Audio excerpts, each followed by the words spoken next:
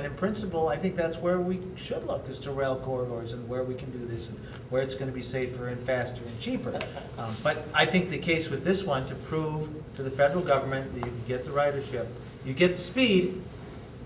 No, the way, I was at the Central Corridor Coordinating Committee. I have a videotape of it. The way that they proved to the federal government that they were going to get 40,000 riders on the train is they said, look, we're the Twin Cities.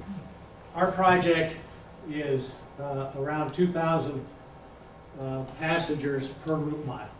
That's pretty high. Other projects around the country, and I'll pass out in a minute this handout, but the specifics are not that important. Other projects around the country tend to run the 600 to 1,000 to 1,500 range. We're about 2,000. FTA says, boy, that's a high number. Well, one of the reasons it's a high number is because we're called the Twin Cities. And we're about 2,000, and about about 1,000 of those, or 1,100 of those, are Minneapolis bound, and about 950 of them are University of Minnesota and St. Paul bound. Am I allowed to ask a question?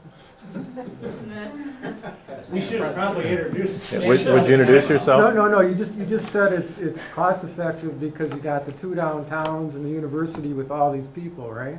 Is that what you said, or did I understand that right? That helps the cost effectiveness. Yeah. So if that's what the whole project is, or a lot of what the project is about, is connecting the downtowns and the university, why are you going down University Avenue? Okay, that's how they proved it to the federal government.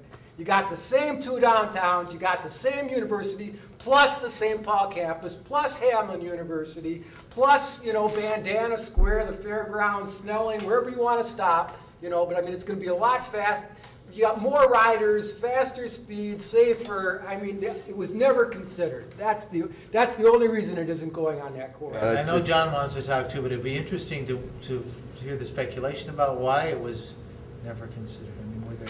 Because the businesses in the Midway corridor set the agenda, and I think that's what Bob was saying earlier. Is that